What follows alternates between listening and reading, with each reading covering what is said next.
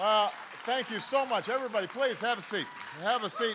It is good to be back in North Carolina. Love North Carolina. Although I have to say, I came down here for slightly warmer weather. What's snow doing on the ground in North Carolina? Come on now. Anyway, it is a great honor to be with you here at Forsyth Technical Community College. There are a few people I want to acknowledge who are just doing outstanding work. First of all, your incredibly impressive college president, Gary Green, is here.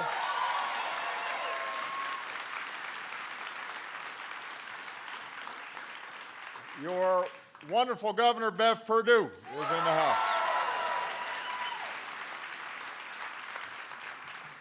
Your senators, Richard Burr,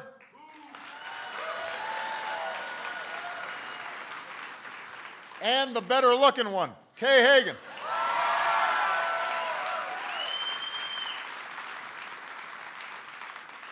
Two hard-working congressmen, Mel Watt and Brad Miller, are here.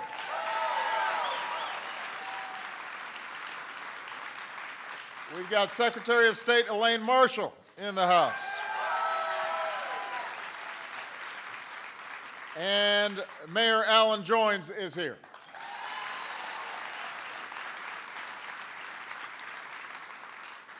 Well, it's been about a month now since the midterm elections.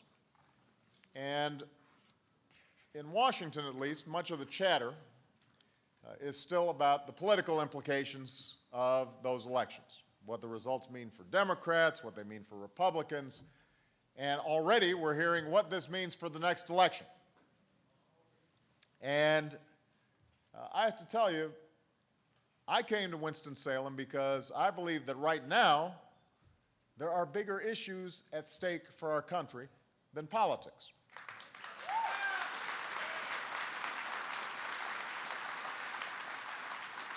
And these issues call on us to respond not as partisans, but as Americans. At this moment, we are still emerging from a once-in-a-lifetime recession that has taken a terrible toll on millions of families. Many here in North Carolina who have lost their jobs or their businesses and their sense of security. Now, fortunately, we've seen some encouraging signs that a recovery is beginning to take hold. An economy that had been shrinking for nearly a year is now growing. After nearly 2 years of job loss, our economy has added over 1 million private sector jobs in 2010. I was just talking to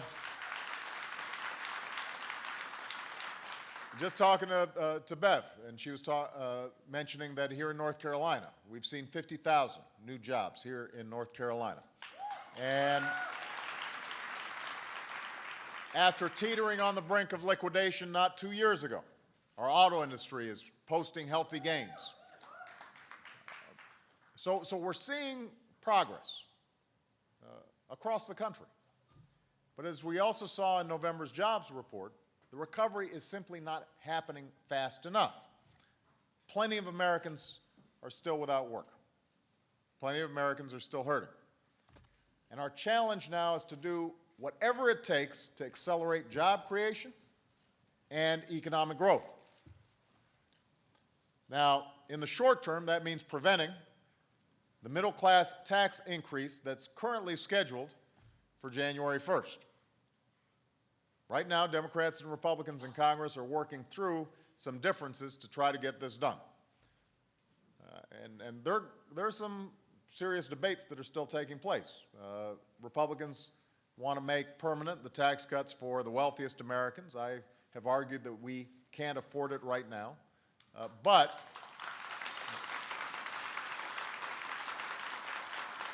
what I've also said is we've got to find consensus here, because a middle-class tax hike would be very tough, not only on working families, it would also be a drag on our economy at this moment. So I believe we should keep in place tax cuts for workers and small businesses that are set to expire. We've got to make sure that we're coming up with a solution, even if it's not 100% of what I want or what the Republicans want. Now, there's no reason that ordinary Americans should see their taxes go up next year. We should also extend unemployment insurance for workers who've lost their jobs through no fault of their own. That is a priority.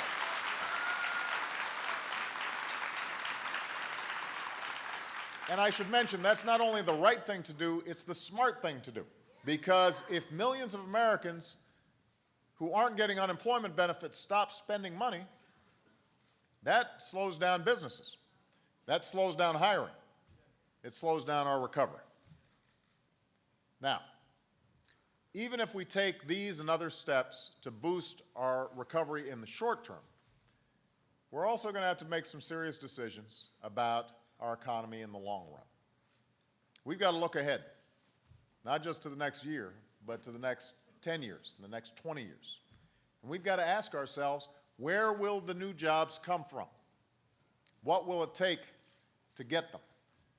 And what will it take to keep the American dream alive for our children and our grandchildren? Think about North Carolina. Obviously, this recession had a devastating effect here like it did everywhere else, but the trends had been going on for quite some time. I was just visiting with President Green with some of the students here in the biotech field. Wonderful people from every walk of life. You had folks who had just gotten out of high school, and you had folks who were in midlife and had been laid off from a manufacturing job and had come here to retrain. But a bunch of them mentioned, well, I was laid off because the textile industry's moved away here in North Carolina. I was laid off because the furniture industry has moved away here in North Carolina. Those were long-term trends. And that means we've got to have a long-term vision about where we want to be 10 years from now, 20 years from now, 30 years from now.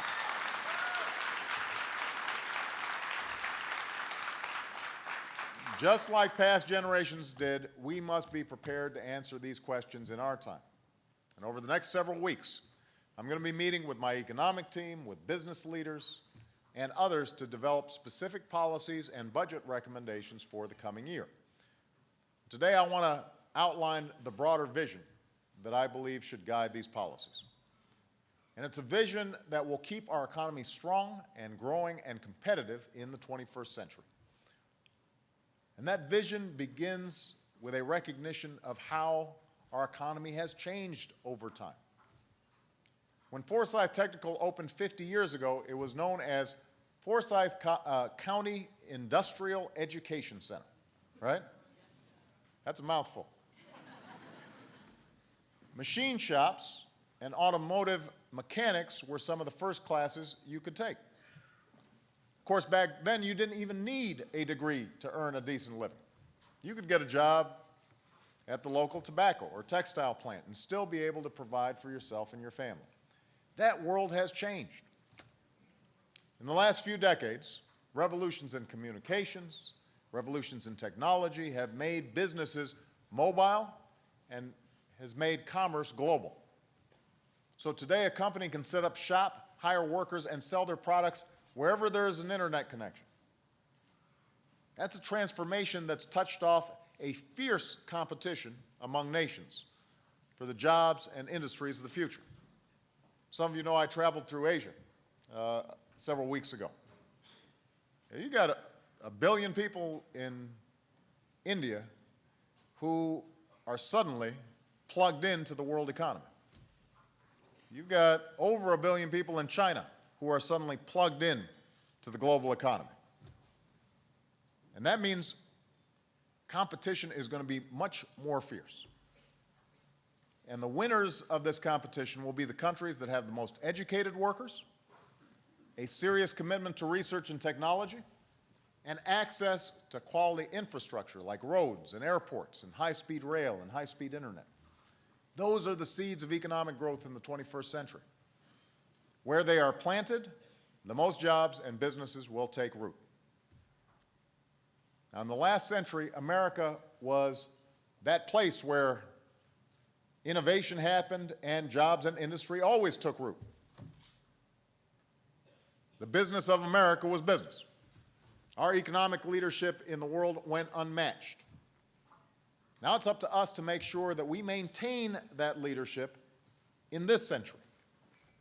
And at this moment, the most important contest we face is not between Democrats and Republicans. It's between America and our economic competitors all around the world. That's the competition we've got to spend time thinking about.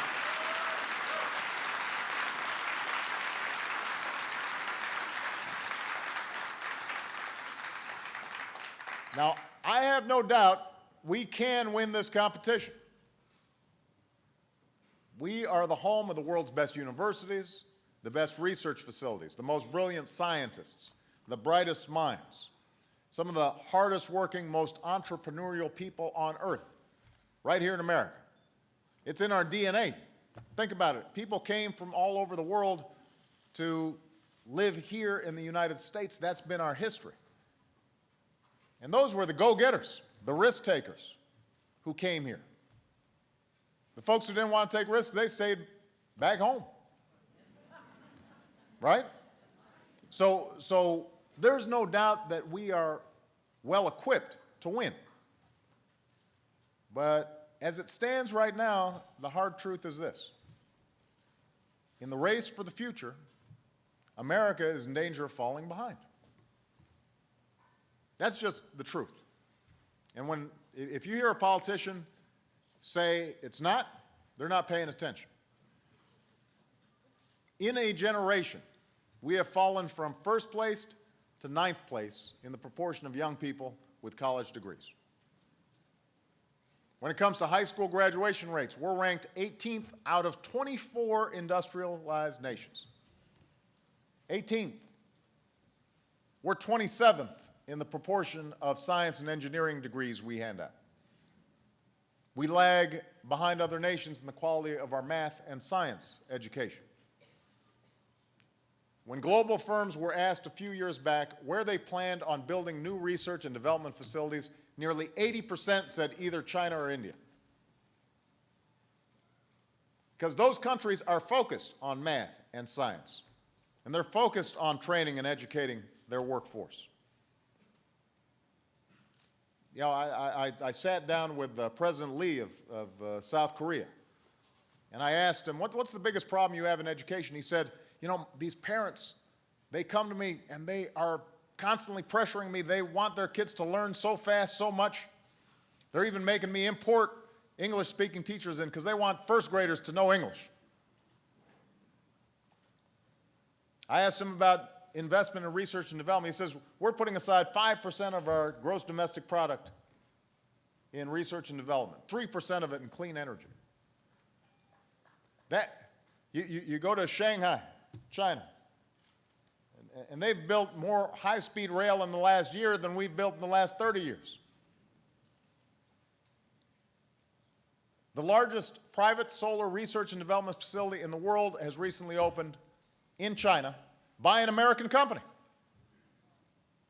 Today, China has the fastest trains and the fastest supercomputer in the world. In 1957, just before this college opened, the Soviet Union beat us into space by launching a satellite known as Sputnik. And that was a wake-up call that caused the United States to boost our investment in innovation and education, particularly in math and science. And as a result, once we put our minds to it, once we got focused, once we got unified, not only did we surpass the Soviets, we developed new American technologies, industries, and jobs. So 50 years later, our generation's Sputnik moment is back. This is our moment. If the recession has taught us anything, it's that we cannot go back to an economy that's driven by too much spending, too much borrowing, running up credit cards, taking out a lot of home equity loans, paper profits that are built on financial speculation.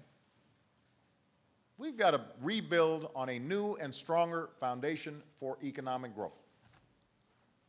We need to do what America has always been known for, building, innovating, educating, making things. We don't want to be a nation that simply buys and consumes products from other countries. We want to create and sell products all over the world that are stamped with 3 simple words: Made in America. That's our goal.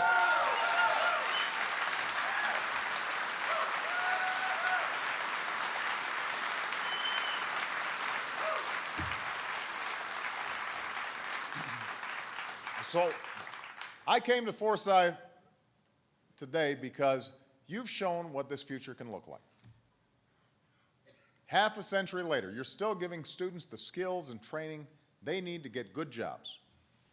But of course, but courses in machine shop and car mechanics have now broadened to degrees in mechanical engineering technology and nanotechnology and biotechnology.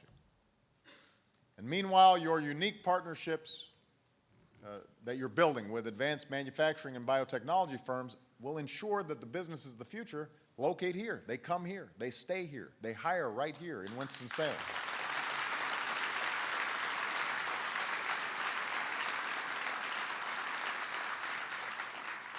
As a national leader in bioscience and innovation, North Carolina is now the country's 3rd largest employer in biotechnology.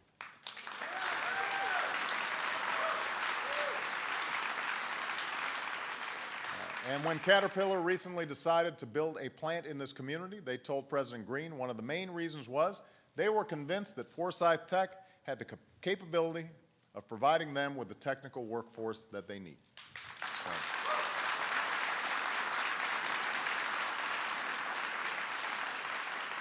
That's something everybody in this room should be very proud of.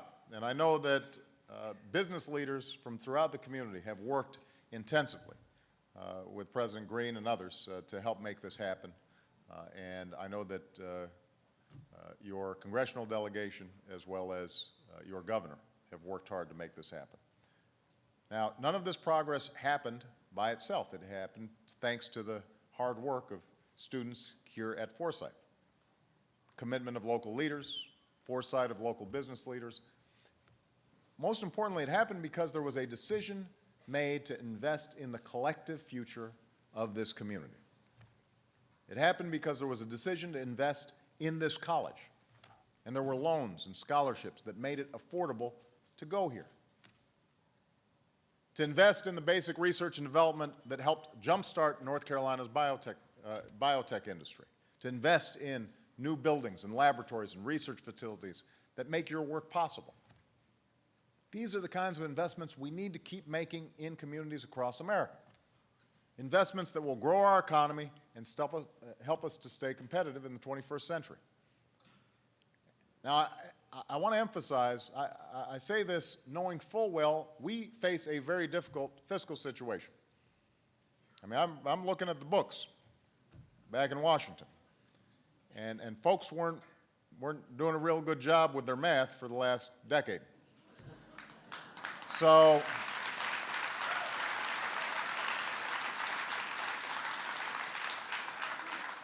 now that the threat of a depression has passed and a recovery is beginning to take hold, reducing our long-term deficit has to be a priority. And in the long run, we won't be able to compete with countries like China if we keep borrowing from countries like China. We won't be able to do it. So we've already started making some tough decisions, and they're unpopular, and people get mad, but we've got to make some decisions. I proposed a 3-year freeze in all spending that doesn't have to do with national security, and I proposed a 2-year freeze in the pay for federal workers. And that's why we're currently studying recommendations of the bipartisan deficit reduction panel that I commissioned. We're going to have to be bold and courageous in eliminating spending and programs that we don't need and we can't afford. But here's where there's going to be a debate in Washington over the next year and over the next couple years and maybe over the next 5 years.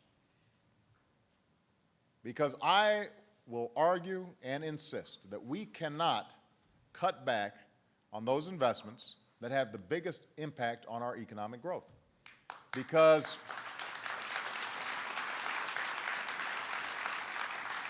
I mean, I was talking with President Green, and he said much of the equipment here would not be here if it hadn't been for the assistance of the Recovery Act, the assistance of the Department of Labor. All this stuff that we've done over the last couple of years that people were questioning, you can see it translated in the classrooms right here. The work that we're doing on student loans and Pell Grants, you can see it in the students who are able to finance their retraining right here.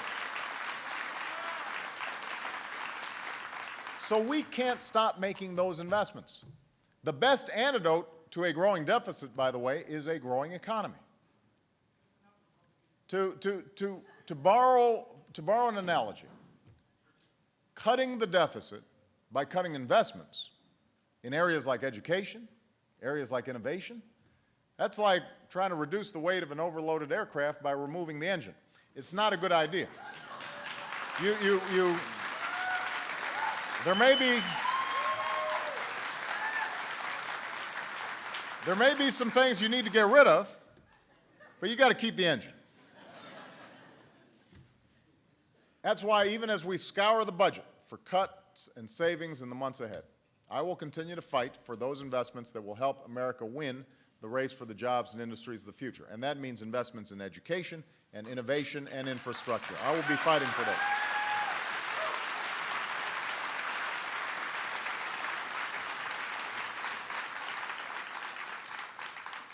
In an era where most new jobs will require some kind of higher education, we have to keep investing in the skills and education of our workers. And that's why we are going, we are well on our way to meeting the goal I set when I took office 2 years ago. By 2020, America will once again have the highest proportion of college graduates in the world. That's a commitment that we're making.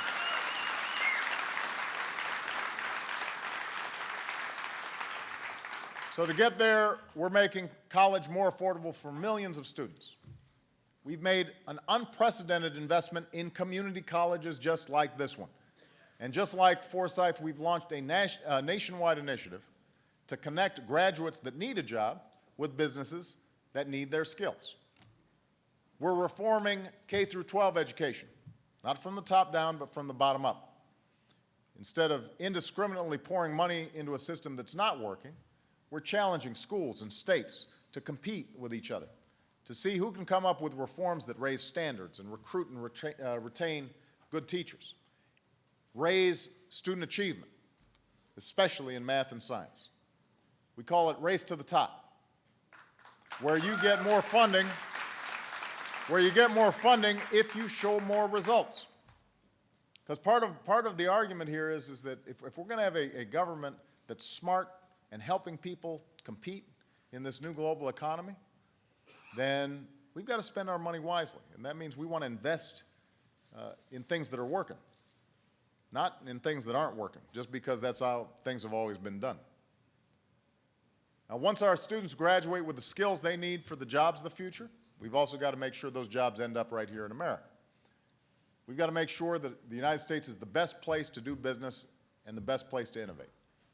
So it's time, for example, that we have a tax code that encourages job creation here in America.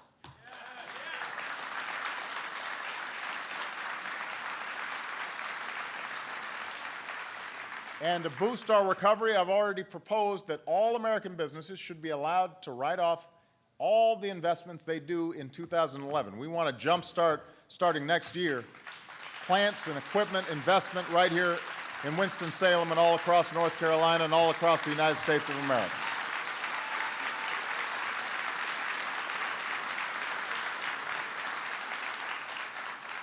To encourage homegrown American innovation, we should make it easier to patent a new idea or a new invention. And if you want to know one reason why more companies are choosing to do their research and development in places like China and India, it's because the United States now ranks 24th out of 38 countries in the generosity of the tax incentives we provide for research and development. So that's why I've proposed a bigger, permanent tax credit for companies for all the research and innovation they do right here in America. All of it.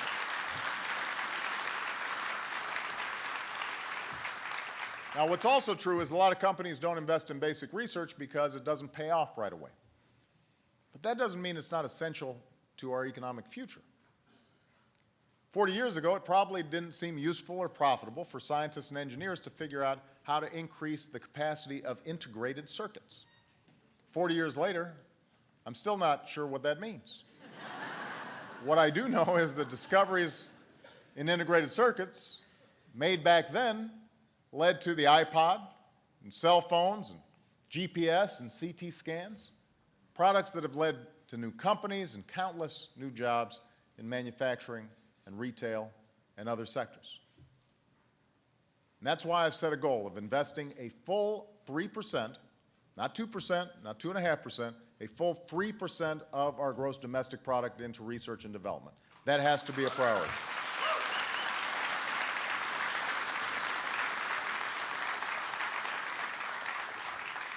If this is truly going to be our Sputnik moment, we need a commitment to innovation that we haven't seen since President Kennedy challenged us to go to the moon. And we're directing a lot of that research into one of the most promising areas for economic growth and job creation, and that's clean energy technology.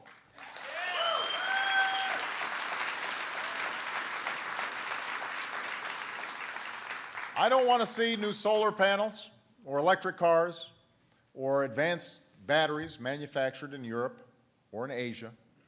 I want to see them made right here in America by American businesses and American workers. I also want to make it easier for our businesses and workers to sell their products all over the world. The more we export abroad, the more jobs we support at home. We've got to change the formula. We've got to flip the script, because what's been happening is that we've been doing all the buying, somebody else has been doing all the selling. We've got to start selling and have them do some buying. And that's why we've set a goal of doubling U.S. exports in 5 years.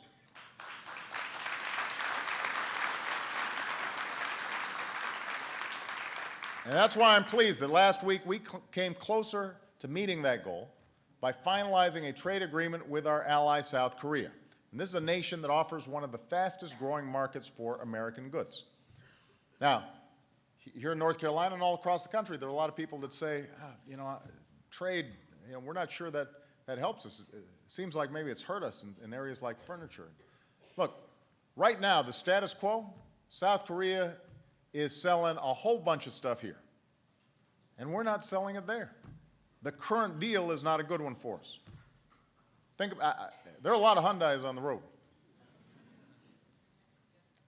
but there aren't a lot of Fords in Seoul, because the formula has been, let's sign any trade agreement, let's cut any deal without thinking ahead about how this is going to impact America. What this deal does is boost our annual exports to South Korea by $11 billion. That means it will support at least 70,000 American jobs. 70,000 American jobs.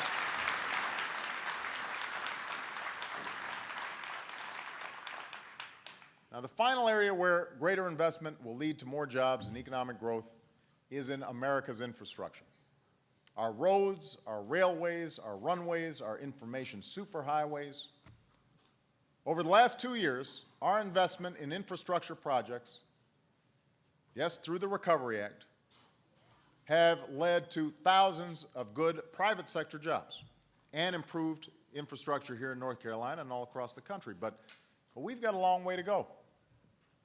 There is no reason that over 90% of the homes in South Korea have broadband internet access, and only 65% of American households do. Think about that. There's no reason why China should have nearly 10,000 miles of high-speed rail by 2020, and America has 400. Think about that number. They've got 10,000, we've got 400. They've got trains that operate at speeds of over 200 miles per hour, and I don't know how fast our trains are going.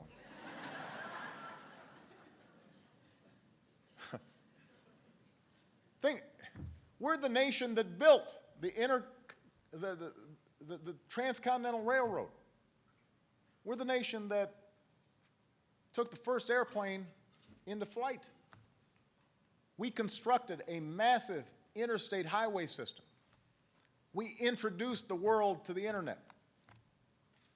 America's always been built to compete. And if we want to attract the best jobs and businesses to our shores, we've got to be that nation again. And throughout history, the investments I've talked about in education and innovation and infrastructure have historically commanded the support from both Democrats and Republicans. It was Abraham Lincoln who launched the Transcontinental Railroad and opened the National Academy of Sciences. He did it in the middle of war, by the way. But he knew this was so important, we had to make these investments for future generations. Dwight Eisenhower helped build our highways. Republican members of Congress worked with FDR to pass the GI Bill. More recently, infrastructure bills have found support on both sides of the congressional aisle. The permanent extension of research and development tax credits was proposed by both Bill Clinton and George W. Bush.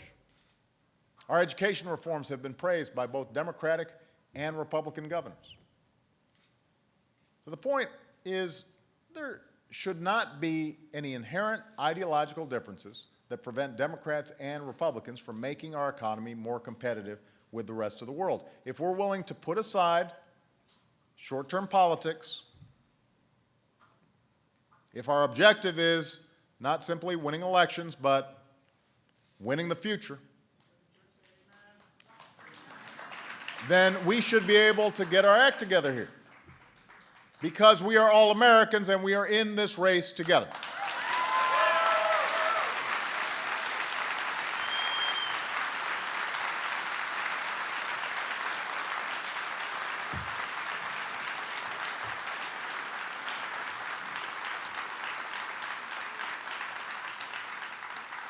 So those of us who work in Washington have a choice to make in the coming weeks and months. We can focus on what's necessary for each party to win the news cycle or the next election. We can do what we've been doing, or we can do what this moment demands and focus on what's necessary for America to win the future. For as difficult as the times may be, the good news is that we know what the future could look like for the United States. We can see it in the classrooms that are experimenting with groundbreaking reforms and giving children new math and science skills at an early age. We can see it in the wind farms and solar plants and advanced battery plants that are opening all across America. We can see it here at Forsyth, in your laboratories and your research facilities, and over at the biotechnology firms that are churning out jobs and businesses and life-saving discoveries. You see it in the faces of the young people who we just visited with, Dr. Green and myself. Some not so young faces. But people who, despite layoffs, despite hardships, felt confident in their future. Just the other month, I saw part of America's future during a science fair we held at the White House. It was the first science fair we've ever held. And we talked to some of these amazing young people. It was probably as much fun as I've had in several months. Now, you know, that's a low bar given.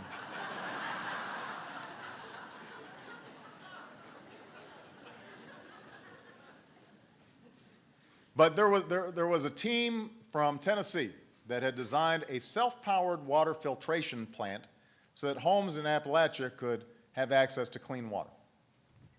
And then there were these young people. These are all high school, some younger than high school. There were young people who had designed a way to make an entire town more energy efficient. And there were young people who had entered into rocket contests, and they were showing me all the rockets that they had been shooting up, and they had won an international contest, and explaining to me the designs of these things, and robots that were running around in the state dining room and bumping into things. And then the last person I spoke to was a young woman from Dallas, Texas.